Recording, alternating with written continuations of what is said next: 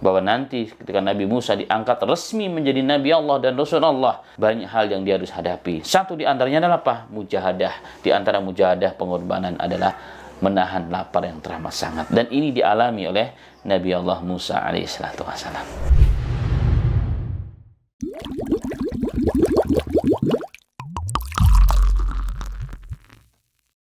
Bismillahirrahmanirrahim. Assalamualaikum warahmatullahi wabarakatuh.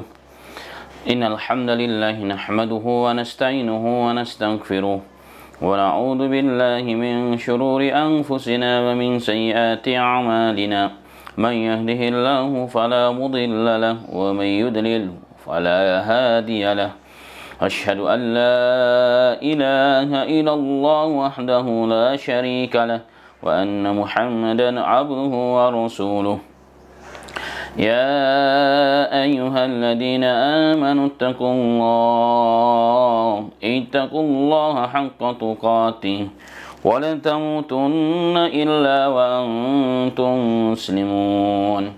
Ya ayyuhan nasu ittaqu rabbakumul ladzi khalaqakum min nafsin wahidah wa khalaqa minha zawjaha فبث منهما رجالا كثيرا ونساء واتقوا الله الذي تساءلون به والأرحام إن الله كان عليكم رقيبا يا أيها الذين آمنوا اتقوا الله وقولوا قولا سديدا يصلح لكم أعمالكم ويغفر لكم ذنوبكم ومن يطع الله ورسوله فقد فاز فوزا عظيما. أما بعد فإن أصدق الحديث كتاب الله وخير الهدي هدي محمد صلى الله عليه وسلم وشر الأمور محدثاتها وكل محدثة بدعة wa kullu bid'atin dhalalah wa kullu dhalalatin finnar. Ma'asyiral muslimin wal muslimat, pendengar Radio Ismail yang dirahmati oleh Allah Subhanahu wa taala. Bersyukur di pagi menjelang siang ini kita kembali diberikan kemudahan hidayah Allah Subhanahu wa taala, taufik Allah Subhanahu wa taala, sehingga kembali dapat mengikuti program kita Hidayatul Islam. Dan dalam pertemuan pada pagi menjelang siang ini, bahasan kita adalah lanjutan di bahasan sebelumnya, yakni dai di zaman kezaliman. Sebelum masuk kepada materi, kita juga bersyukur kepada Allah Subhanahu wa taala bahwa kita semua insyaallah masih dikaruniai rahmat Allah, diberikan kesempatan oleh Allah hidup sehingga kita dapat ikut serta dalam acara yang mulia ini. Mungkin sebagian kita sedang sakit, mungkin sebagian sedang diuji oleh Allah Ta'ala, dan secara umum bahwa umat Islam di seluruh dunia, bahkan seluruh manusia di planet yang bernama bumi pada hari ini sedang diuji oleh Allah Subhanahu wa Ta'ala dengan adanya virus corona, yakni COVID-19 ini. Apapun judulnya, apapun sebabnya, yang jelas ini semuanya tidak akan pernah terjadi kecuali dengan izin Khaliqul Kainat, Rabbus Samawati wal Ard, Allah Subhanahu wa Ta'ala. Tapi tugas kita adalah berikhtiar untuk menjaga diri kita, menjaga keluarga kita, menjaga masyarakat kita. Jangan sampai kita menjadi sebab tertularnya penyakit yang sangat mengerikan pada sebagian orang kita. Dan kita juga berdoa kepada Allah Subhanahu wa Ta'ala setelah ikhtiar maksimal dengan sesuatu yang memang dianjurkan oleh syariat, dianjurkan oleh pemerintah, dianjurkan oleh WHO yang tidak bertentangan dengan Islam, maka kita ikhtiar, karena ikhtiar itu bagian daripada ibadah, bagian daripada perintah Allah Subhanahu wa Ta'ala. Dan jangan lupa kita berdoa memohon kepada Allah semoga kita yang mendengarkan, para asatidz kita, para ustadz-ustadz kita, bil khusus ya, para tim dan kru Ismail Radio, dan para masyayikh, para ustadz, bil khusus Ustadz Ibadur Rahman di Darussunnah, dijaga oleh Allah, dilindungi oleh Allah Subhanahu wa Ta'ala dari segala sesuatu keburukan di muka bumi ini, dan dimenjaga kita semuanya sehingga kita semua tetap sehat walafiat dan tetap berkiprah dalam menyampaikan risalah Allah Subhanahu wa Ta'ala. Amin ya rabbal alamin. Begitu juga Para hadirin dan hadirat dimanapun berada, jika berdoa, sisipkanlah doa untuk kami, agar Allah juga menjaga kita semuanya daripada keburukan ini, dan Allah cepat mengangkat masaib musibah yang sedang menimpa dunia ini. Amin ya rabbal alamin. Ma'asal muslimin wal muslimat, pendengar Radio Ismail dimanapun berada. Masuk kepada materi yang sedang kita bahas kemarin adalah ad-da'i yang merupakan makhluk pilihan Allah. Dalam bab ini, da'i yang sedang kita bahas, da'i yang dilahirkan atau yang dihadirkan oleh Allah di zaman kezaliman. Yang kita bahas adalah seorang Musa alaihi salatu wassalam. Bagaimana kisah sebelumnya, Nabi Musa dilahirkan di zaman kezaliman yang sampai pada puncaknya. Bahkan orang yang lahir di zaman itu akan dibunuh oleh Fir'aun dan pasukannya. Bahkan sampai begitu ketakutan, tergoyahkan kekuatan Fir'aun dan kekuasaannya ini, membentuk tim khusus. Untuk apa? Untuk mencari tahu siapakah orang Bani Israel yang sedang hamil dan akan melahirkan seorang bayi laki-laki. Sebegitu takutnya dengan bayi laki-laki, ma'asal muslimin. Begitulah manusia jika dipenuhi dirinya syahwat hewaniyah dan duniawiyah, bahkan dengan bayi yang mau lahir pun takut. Subhanallah. Bahkan dia terpaksa harus menggelontorkan uang yang tidak banyak, yang tidak sedikit tentunya, untuk membentuk tim khusus ya. Dia harus mencari seluruh penjuru negeri. Siapakah Bani Israel yang sedang hamil? Siapakah Bani Israel yang mau melahirkan? Akan diutus tim khusus, kalau laki-laki dibunuh, kalau perempuan diberikan hidup. Dan Nabi Musa dengan kuasa Allah dilahirkan di zaman itu. Kemudian ditarbiyah di dalam istana Fir'aun dengan biaya, harta, semua yang diberikan oleh Fir'aun. Yang menyusui pun adalah ibunya. Ini adalah kuasa Allah subhanahu wa ta'ala. Kemudian kemarin ada satu kejadian. Awal daripada kisah Nabi Musa ditarbiyah oleh Allah. Nabi Musa melakukan sesuatu tidak sengaja. Dia berniat untuk menolong orang-orang yang lemah, yakni orang-orang Bani Israel yang sangat lemah di sana. Tapi ternyata justru menyebabkan kematian seorang Qibti, seorang yang sama dengan kabilah Fir'aun laknatullah alaih. Dan itulah menjadikan sebab Nabi Musa terpaksa harus meninggalkan kota Fir'aun, kota di mana dilahirkan dia dan di mana dia dibesarkan oleh kedua orang tuanya atas biaya Fir'aun. Terpaksa, itu semua atas nasihat seseorang yang kasihannya mengerti kejadian yang sebenarnya, sebagaimana telah direkam oleh Al-Quran. Wa jaa'a rajulun min aqsal madinati yas'a qala ya Musa innal mala'a ya'tamiru bika liyaqtuluka fakhrus inni laka minan nasihin. Datanglah seorang laki-laki dari pinggiran kota, yas'a, dengan cepat tergesa-gesa ingin menyampaikan nasihat yang penting, menyampaikan sesuatu yang penting kepada Musa. Ini apa? Sesuatu yang dapat menyelamatkan Musa dan masa depan Musa yang sangat besar. Qala ya Musa, wahai Musa, innal mala'a, sesungguhnya para pembesar negeri ini, Fir'aun dan pasukannya mereka sedang berembuk, bermusyawarah, mencari tahu siapakah yang membunuh orang Kipti tersebut, dan mereka telah ketahui engkau adalah orangnya. Maka supaya engkau selamat, masa depanmu panjang, kau punya tugas yang besar akan diberikan oleh Allah kepadamu, wahai Musa. Fakhruz, keluarlah dari kota ini, keluar dari negeri Fir'aun. Inilah kaminan nasihin, tidak ada apapun yang kuberikan kepadamu sekarang ini kecuali hanya memberikan nasihat kepada engkau agar engkau selamat daripada kekejaman Fir'aun dan pasukannya. Maka Allah kemudian bercerita setelahnya. Inilah kisah, ma'asal muslimin. Memang inilah kisah. Sepintas ini kisah sangat menyedihkan. Nabi Musa dilahirkan dan dibesarkan dalam istana. Dengan kejadian yang tanpa disengaja, dia dituduh membunuh. Terpaksa dia meninggalkan tempat tersebut. Sangat menyedihkan, ma'asal muslimin. Sangat menyedihkan. Ini perkara yang berat. Perkara yang sangat berat. Tapi dengan perkara ini ternyata Allah ingin menjalankan takdir yang Allah tentukan bagi Musa.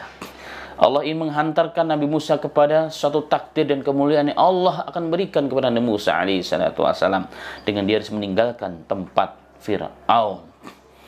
Ini adalah hikmah yang sangat luar biasa. Kemudian Allah berfirman setelah ayat ini, فَخَرَجَ مِنْهَا خَائِفًا يَتَرَقَّبُ قَالَ رَبِّ نَجِّنِي مِنَ الْقَوْمِ الظَّالِمِينَ. فَخَرَجَ مِنْهَا, maka Musa keluar darinya, dari kota Fir'aun, dari kota tempat tinggalnya di mana dia dibesarkan di kota tersebut. خَائِفًا يَتَرَقَّبُ, dalam kondisi rasa takut. Kenapa? Takut kalau sewaktu-waktu dicegat di tengah jalan, kalau dia tertangkap, kalau dia nanti tertangkap oleh pasukannya Fir'aun, oleh mata-mata Fir'aun yataraqqab, khawatir, was-was diri ketika dia berjalan, ketika meninggalkan kota tersebut. Seraya dia berdoa kepada Allah. Qala rabbi najjini minal qaumidh dhalimin. Ya Rabb, berkatalah Musa, ya Rabbil alamin, wahai Tuhanku, wahai Khaliqku, najjini, selamatkanlah aku dari kaum yang zalim, dari orang-orang yang zalim, yakni Musa dan tentaranya dan pasukannya. Ma'asyiral muslimin rahimani wa rahimakallah. Kemudian walamma tawajjaha tilqa Madyana, ketika Nabi Musa menghadapkan dirinya dan mulai menuju mengarah Madyan, suatu negeri yang asalnya Madyan ini adalah salah satu keturunan dari Nabi Ibrahim alaihissalam, yang kemudian menjadi satu tempat anak manusia yang bernama Madyan, yang merupakan anak keturunan Nabi Ibrahim, kemudian menjadi dinamakan tempat tersebut dengan Madyan, merujuk kepada nenek moyangnya. Ketika Nabi Musa mulai menghadapkan ke tempat tersebut, beliau kembali berdoa kepada Allah Subhanahu wa taala. Asa Rabbi an yahdiyani sawa'as sabil. Mudah-mudahan Tuhanku Rabbul Alamin akan memberikan petunjuk kepadaku kepada jalan yang benar, jalan yang lurus, yang menuju kota Madyan. Al-Imam Ibnu Katsir dalam tafsirnya, beliau menukilkan satu riwayat bahwa ketika Allah Ta'ala melihat hambanya Musa yang merupakan pilihan Allah Ta'ala sesungguhnya, ingin menuju Madyan, ingin meninggalkan kota di mana dia dibesarkan, kota di mana dia dilahirkan, tapi di kota itu pula dia pasti terusir. Dan itu menjadi sunnatullah subhanahu wa ta'ala. Dia terusir dari kotanya sendiri, di negerinya sendiri. Gara apa? Gara-gara tuduhan bahwa dia seorang pembunuh. Kita jadi teringat ya kisah Nabi Muhammad SAW ketika pertama kali menerima wahyu di Gua Hira. Pulang, dalam Sahih Bukhari yang panjang lebar diceritakan, ketika pulang dari Gua Hira, beliau kedinginan, ketakutan, kemudian diselimuti oleh istrinya Khadijah radhiyallahu anha. Kemudian istrinya Khadijah radhiyallahu anha yang memang selama ini mencari-cari, menunggu kedatangan Nabi tersebut. Dia mengerti dan faham apa yang dilakukan. Bukan hanya menenangkan saja, bukan hanya menenangkan, menyelimuti, menenangkan hati suaminya. Jadi Nabi kita Muhammad SAW, bahwa beliau membawa, untuk meyakinkan beliau membawa suami tersebut kepada pamannya, Waraqah bin Naufal, yang merupakan ahlul kitab yang bisa menulis, yang mengerti bahasa Ibrani dan diterjemahkan kitab-kitab terdahulu, kitab Injil, kepada bahasa Arab. Ketika sampai di hadapan pamannya, Khadijah radhiyallahu anha bercerita tentang apa yang menimpa suaminya Nabi kita Muhammad SAW, maka Waraqah bin Naufal mengatakan, itu adalah malaikat yang pernah turun kepada Nabi Musa. Subhanallah. Jadi Naufal dengan ilmu kitabnya, kitab Injil yang dia kuasai, karena dia orang Nasara, dia mengatakan ini tanda-tanda bahwa dia pun akan diangkat menjadi seorang nabi. Kenapa? Karena telah datang kepadanya, kepada Muhammad ini SAW, sebagaimana yang pernah datang kepada Nabi Musa sebelumnya. Dan ketahuilah bahwa tidak ada satu nabi pun kecuali nanti dia akan diusir dari kampungnya oleh kaumnya. Itu yang terjadi pada Nabi Muhammad SAW. Dan memang begitulah Nabi Musa. Ternyata Nabi Musa sendiri terusir. Beliau mengatakan, wallahi demi Allah, seandainya ketika engkau diusir oleh kaummu dan aku masih muda, aku masih hidup, akan kubela engkau ya Muhammad. Maka dia dianggap orang yang beriman sebelum Nabi Muhammad diperintahkan mengajak orang untuk beriman. Dia beriman dahulu kepada siapa? Nabi Musa. Kenapa? Karena dia punya ilmu. Dia menanti bahkan kedatangan Nabi akhir zaman tersebut. Tapi qadarullah, Allah wafatkan terlebih dahulu sebelum Nabi Muhammad SAW datang perintah kepadanya untuk berdakwah. Karena beliau diangkat oleh Allah menjadi Nabi dengan apa? Dengan Iqra. Kemudian Nabi Muhammad diperintahkan untuk berdakwah dengan apa? Ya ayyuhal mudassir kum fa'angdir, ila akhir ayat. Nah, kembali kepada kisah Nabi Musa alaihissalam. Begitulah ma'asyiral muslimin wal muslimat pendengar radio Ismail dimanapun berada. Ternyata hampir seluruh Nabi Allah itu terusir dari kampungnya sendiri. Kampungnya tidak menganggapnya dia itu siapa-siapa. Begitulah hari ini berapa banyak para dai-dai kita di kampungnya dianggap oleh orang, nggak diperhatikan oleh orang karena banyak hal ya, Manusia itu hidup penuh dengan hasad, iri, dengki, dan seterusnya. Banyak orang yang dia di kampungnya nggak dianggap apa-apa, padahal di luar sana dia menjadi imam besar, orang alim, orang yang terkenal, orang yang warok, dan seterusnya. Tapi kanan kirinya nggak peduli.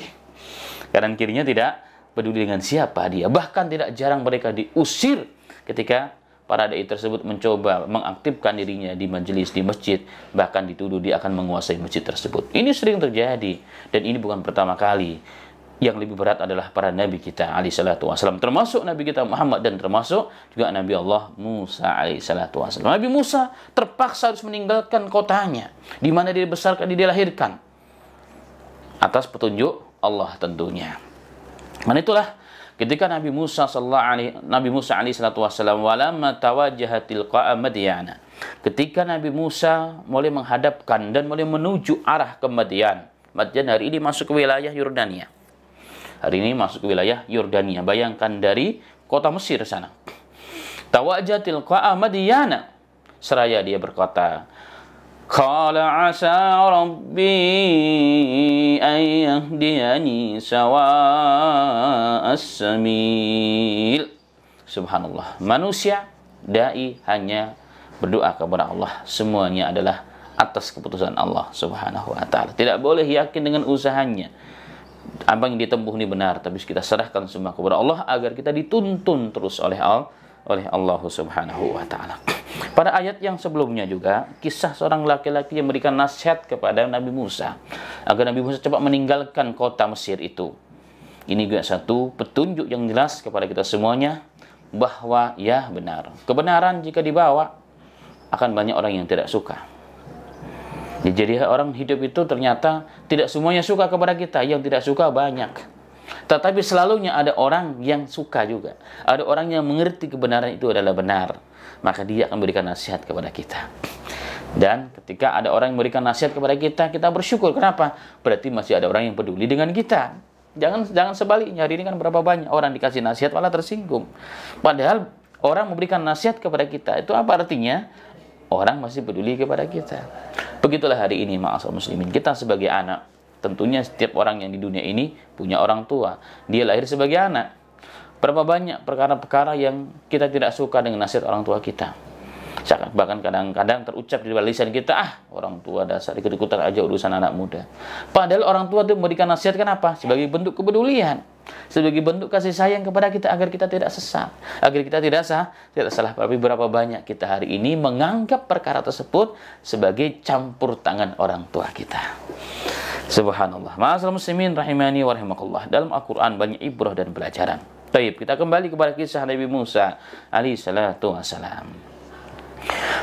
Al-Imam Ibnu Katsir rahimahullah ta'ala, ya, Al-Imam Ibnu Katsir rahimahullah ta'ala mengatakan bahwa ketika Nabi Musa berdoa kepada Allah, asa Rabbi, semoga Allah ayyahdiyani, memberikan petunjuk, sawa as-sabil, yakni at-tariq al-aqwam, jalan yang lurus. Dan Allah melakukan hal tersebut kepada Nabi Musa, ila siratil mustaqim, berikan petunjuk kepada Nabi Musa di dunia wal akhirat, di akhirat. Wa ja'alahu hadiyan mahdiya, dan Nabi Musa menjadikan orang yang mendapat petunjuk dan menjadi sebab petunjuk bagi manusia yang lainnya.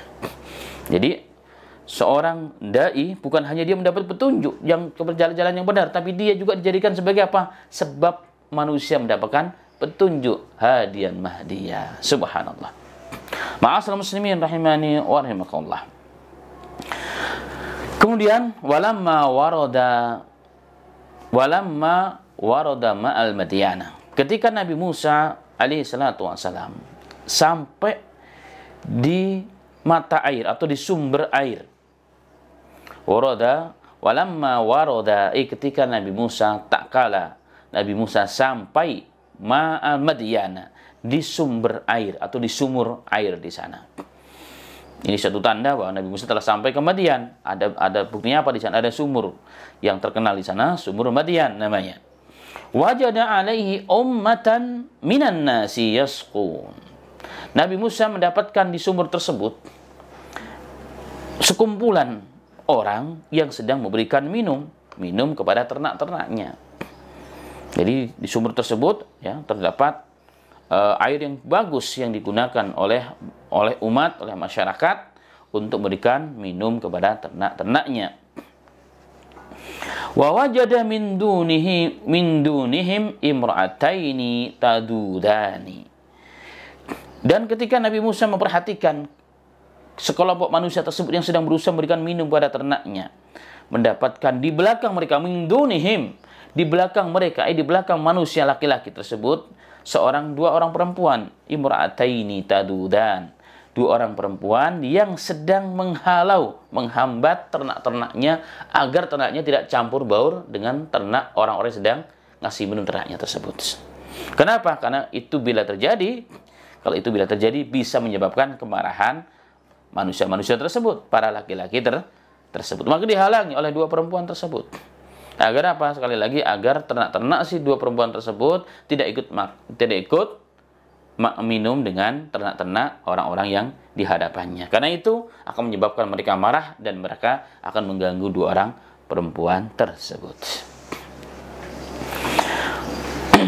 Dalam tafsir Ibnu Katsir rahimahullah taala, beliau bercerita ya dengan riwayat bahwa sumur tersebut selalu ditutup dengan batu yang sangat besar karena keberadaannya di padang Sahara. Ya, wilayah Madian adalah wilayah yang jauh sebelum Nabi Musa lahir pernah dihancurkan oleh Allah Ta'ala.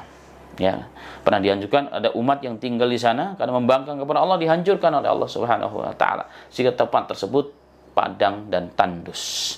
Dan sumur yang berada di tempat seperti itu harus ditutup dengan batu yang sangat besar. Kalau tidak, maka bisa tertimbun oleh debu-debu, oleh pasir-pasir di kanan kirinya, sehingga akan hilanglah sumur tersebut atau minimal menjadi kotor, menjadi keruh. Padahal umat yang ada di situ, manusia yang ada di situ, hewan-hewan memerlukan air tersebut, makanya ditutup. Dan dalam tafsir Ibnu Katsir dikatakan penutup dari sumur tersebut sangatlah besar dan tidak akan mampu digotong batu tersebut kecuali oleh 10 orang laki-laki yang kuat badannya. Baru bisa digeser. Nah, setelah itu baru ternak-ternaknya dikasih minum oleh para laki-laki tersebut. Orang laki-lakinya muncul di kala itu. Dan itulah sifat manusia, ma'asyiral muslimin, ketika bagaimanapun bahkan jahatnya manusia, ketika melihat ada sesuatu yang lemah, maka akan muncul sifat manusianya. Kita teringat ya, kisah seorang wanita baghiyah, penzina, ketika dia melihat seekor anjing yang mengeluarkan lidahnya karena kehausan. Dia mengatakan, dia telah tertimpa kama asobani, sebagaimana aku sebelumnya telah tertimpa kehausan. Kalau engkau tolong dia bisa mati. Kan begitu. Kemudian dia turun ke bawah, kemudian dia kasih minum anjing tersebut, kemudian hidup, dan Allah berterima kasih, Allah mengampuni dari dosanya, dan kemudian dia dimasukkan ke dalam surganya Allah Subhanahu Wa Ta'ala. Apalagi seorang Musa, seorang manusia pilihan Allah Subhanahu Wa Ta'ala, pasti itu akan muncul. Maka semakin soleh dia, semakin dekat dia dengan Allah, sifat rahimnya dalam dirinya itu akan kuat, ma'asyiral muslimin. Itu akan kuat, tidak akan tega melihat orang lain itu susah, tidak akan membiarkan kezaliman ada di muka bumi ini, ma'asyiral muslimin. Nah, ini yang tidak disukai orang-orang yang haus dengan kekuasaan, orang-orang yang dipenuhi jiwa mereka dengan hawa nafsu, angkara murka. Kembali kepada kisah Nabi Musa alaihi salatu wassalam.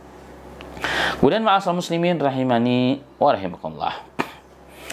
Perempuan tersebut ketika ditanya, "Ma khatbukuma?" Kenapa kau lakukan ini? Kalian lakukan ini? Kok kalian malah di belakang, malah ternak kalian nggak boleh ikut campur supaya minum bersama ternak-ternak orang-orang di hadapan kalian? Maka kedua perempuan tersebut mengatakan, qalata, kedua perempuan itu mengatakan, la nasqi hatta yusdira ri'a wa abuna syai'un kabir. Sesungguhnya kami tidak akan memberikan minum ternak-ternak kami hatta yusdira ri'a, sehingga ya, para penggembala-penggembala tersebut memulangkan ternak-ternak mereka, ya, sehingga mereka memulangkan ternak-ternak, baru kami akan ngasih minum ternak-ternak kami. Kami nggak mau tercampur, kami nggak mau menyusahkan mereka, dan kami tidak mau membuat mereka marah kepada kami sehingga kami diganggu. Kenapa kami lakukan ini? Kan kami seorang perempuan. Kenapa? Alasan kami adalah wa abuna syaikhun kabir. Karena bapak kami adalah orang sudah tua renta, yang sudah tidak mampu untuk menggembalakan ternaknya kembali. Ini jawaban dari dua orang perempuan tersebut yang ditanya oleh Nabi Musa alaihi salatu wassalam.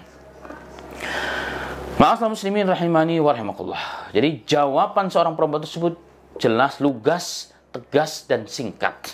Jelas, to the point ya, to the point. Ya, tidak mengatakan kasihani saya wahai laki-laki yang kuat, merayu-rayu supaya dibantu, nggak ada. Tegas, jelas. Begitulah ciri tanda-tanda wanita yang soleha. Ketika ditanya apa orang-orang yang bukan mahramnya, jawabannya tegas. Jawabannya jelas, lugas ya, tidak ada unsur apapun. Tidak sebagaimana hari ini, ma'asyiral muslimin.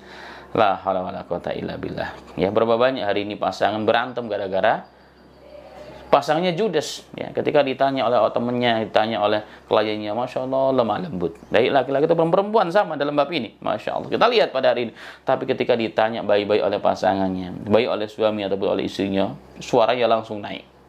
Langsung kita ngangkat suara. Ah, sok tahu. Masya Allah, luar biasa. Ini yang terjadi, ma'asyiral muslimin. Ini yang terjadi. Nah, orang yang soleh tidak seperti itu. Jelas, ya. Lugas, jelas, tidak ada unsur merayu-rayu. Baik. Kemudian alasannya jelas. Alasannya jelas. Alasan kenapa kami dua wanita yang tentunya wanita itu lemah ya, lemah. Kok menggembalakan ternak? Bayangkan. Menggembalakan ternak. Kenapa? Wa abuna syaikhun kabir. Karena bapak kami sudah tua, sedang tidak ada yang menggantikan pekerjaan ini kecuali kami berdua. Bapak kami sudah uzur. Kemudian Allah bercerita, fasaqa lahuma thumma tawalla ila dhilli faqala rabbi inni lima anzalta ilayya min khairin fakir. Fasaqa lahuma. Kemudian Musa memberikan minum untuk ternak mereka berdua. Jadi Nabi Musa menolong ternak dua gadis tersebut dengan memberikan minum. Yang sebelumnya tadi telah disampaikan dalam riwayat yang dinukilkan oleh Imam Ibnu Katsir rahimahullah taala, bahwa orang-orang para laki-laki tersebut kalau setelah selesai memberikan minum ternaknya, maka tutup yang besar itu akan dikembalikan oleh mereka. Padahal batu yang besar yang merupakan tutup sumur tersebut tidak bisa diangkat kecuali 10 orang, bayangkan. Tapi kemudian apa yang dilakukan oleh Nabi Musa? Diangkat sendiri. Oleh Nabi Musa diangkat sendiri, ya, diangkat sendiri. Kemudian dengan satu cidukan, ya, dengan satukan ember dengan satu cidukan telapak tangan mereka, maka semua ternak-ternak dua wanita tersebut kenyang, ya, hilang hausnya. Jadi ini adalah kuasa Allah Subhanahu wa taala. Dan ini adalah salah satu mukjizat yang Allah berikan kepada Nabi Allah Musa alaihi salatu wassalam. Diberikan keutamaan dan kelebihan dan kemampuan. Dan begitulah hendaknya seorang dai, seorang muslim punya kemampuan. Ya, kalau dia belajar agama untuk cari akhirat, kemampuan dunia untuk menghidupinya, untuk menolong orang, itu apa? Kemampuan skill dunia. Kita bukan nabi, bukan rasul, nggak diberikan mukjizat kayak nabi dan rasul, tidak. Tapi kita harus punya kemampuan lain. Ya, makanya beginilah para dai, supaya menambah keikhlasan, ya, para dai, para pejuang Islam, untuk menambah keikhlasan, belajar agama untuk akhirat, untuk ngajak manusia kepada Allah. Maka untuk menghidupi hidup kita, untuk menjadi sebab hidupnya kita, berjalannya dakwah kita dengan baik, dengan ikhlas, maka kita harus punya kemampuan sebagaimana Musa. Kemampuan yang besar, fisik, hari ini bisa diartikan lebih luas lagi. Kemampuan skill yang kita bisa punya untuk menjadi asbab kehidupan dunia kita. Ma'asyiral muslimin rahimani wa rahimakumullah, pendengar di Radio Ismail yang dirahmati oleh Allah Subhanahu wa taala. Setelah Nabi Musa alaihi salatu wasalam memberikan minum ternak-ternak dua wanita tersebut, ya, dengan kekuatan yang luar biasa, dipindahkan batu penutupnya setelah selesai, ya, ngasih minum, kemudian tutup kembali. Kemudian summa tawalla.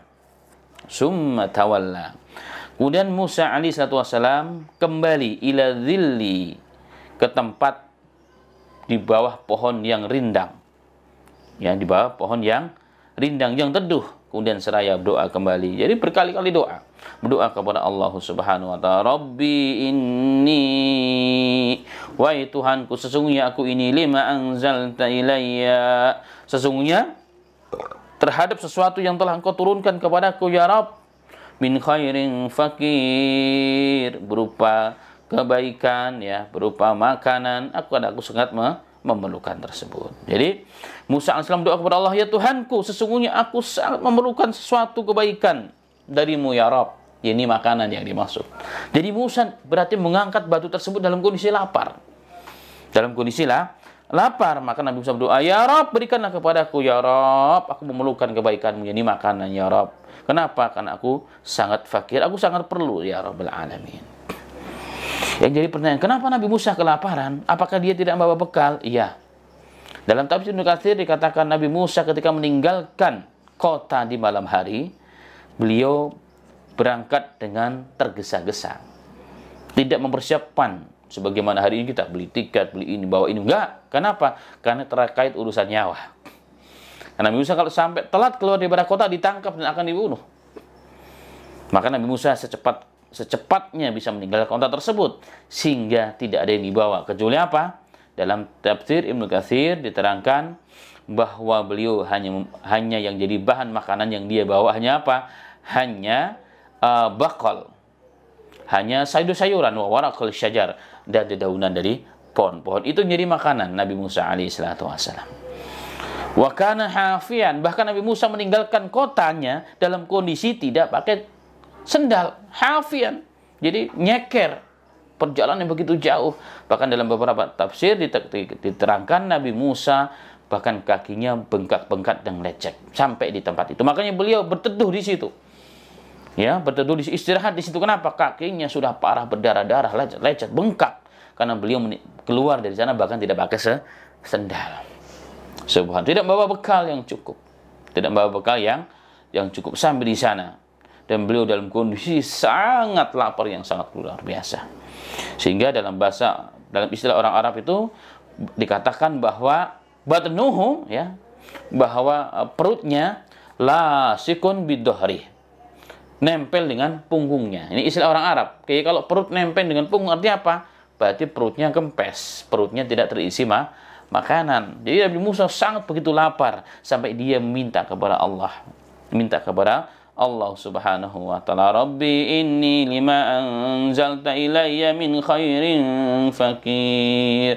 Ya Allah, aku sangat perlu, ya Rabb, dengan sesuatu kebaikan darimu yang kau turunkan kepadaku sekarang, ya Rabb. Kenapa? Aku sangat perlu. Orang miskin kan orang fakir ini orang yang perlu. Maka Nabi Musa mengatakan, aku fakir, sekarang aku perlu, wahai Allah. Maka berikanlah makanan kepadaku. Kenapa? Yang kau makan hanya dedaunan doang selama ini. Bayangkan manusia makan daun-daun, kuat nggak kira-kira? Lemes badannya. Akan lemes, tapi Nabi Musa dalam kondisi lapar, dalam kondisi lemes masih mampu mengangkat batu yang bisa diangkat hanya 10 orang laki-laki yang sangat kuat. Ini adalah kekuatan Nabi Musa yang Allah berikan kepadanya. Subhanallah. Bayangkan ma'asyiral muslimin, seorang manusia pilihan Allah sampai terpaksa demi untuk menyelamatkan dirinya harus merasakan begitu sangat kelaparan dalam perjalanan. Dan ini salah satu bentuk tarbiyah Allah kepada nabinya. Sebelum beliau betul-betul mengemban tugas yang mulia menunggantung agama, Allah tarbiyah Nabi Musa alaihissalatu wassalam. Mungkin selama ini beliau hidup di kota, ya, bersama Fir'aun di dalam kerajaannya Fir'aun, di dalam istana Fir'aun nggak pernah kelaparan. Tapi Nabi Musa harus tahu bahwa nanti ketika Nabi Musa diangkat resmi menjadi Nabi Allah dan Rasul Allah, banyak hal yang dia harus hadapi. Satu di antaranya adalah apa? Mujahadah. Di antara mujahadah pengorbanan adalah menahan lapar yang teramat sangat. Dan ini dialami oleh Nabi Allah Musa alaihissalatu wassalam. Ma'asyiral muslimin rahimani wa rahimakumullah. Begitulah dakwah. Mengemban tugas ini tidak mudah, ma'asyiral muslimin. Kalau seseorang fokus kepada dakwah biasanya, maka dunianya akan ketinggalan. Bukan hanya kita tidak bisa membeli kebutuhan-kebutuhan yang mewah sebagaimana orang-orang kanan kiri kita, bahkan terkadang perut anak istri kita pun terpaksa harus kelaparan berhari-hari. Kenapa? Demi mengemban tugas yang sangat mulia ini. Dan itu menjadi sunnatullah, ma'asyiral muslimin. Karena itulah agama ini dipelajari oleh salaf dahulu dengan susah payah, bukan bagaimana senang hari ini. Kenapa? Dengan mujahadah itu dia akan merasakan bagaimana nikmat Allah yang Allah berikan kepada kita. Ya, para nabi Allah alaihi salatu wasallam kelaparan bahkan dalam perjalanan dakwahnya. Nabi Musa alaihi salatu wasallam seorang nabi yang selama dari semenjak hidupnya, dari semenjak kecil sampai menjadi dewasa, hidup di dalam bergelimang kemewahan dan harta. Hartanya Firaun di istana karena diangkat sebagai anak angkatnya Firaun. Tapi apa yang terjadi sekarang? Beliau kelaparan, ma'asyiral muslimin. Allahu akbar. Dan beliau hanya berteduh di sebuah pohon yang sangat besar, yang sangat rindang.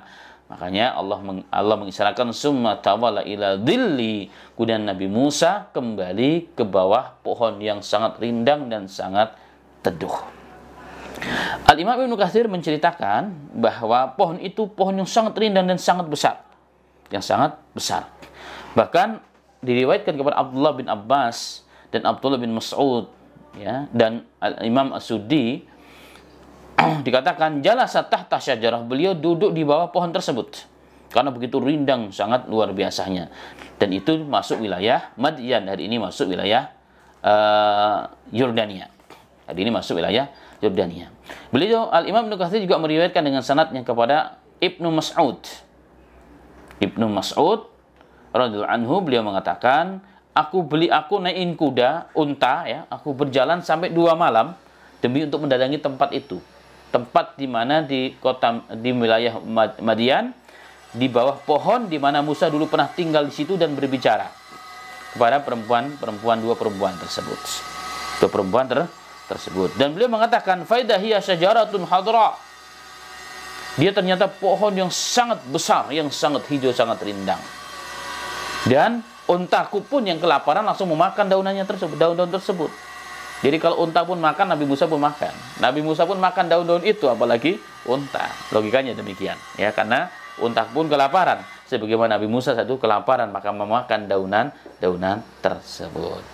Allahu alam, ini ada riwayat benar ini, Allahu alam sawab. Berarti masih ada di zaman sahabat, berarti masih ada itu pohon itu. Logikanya begitu.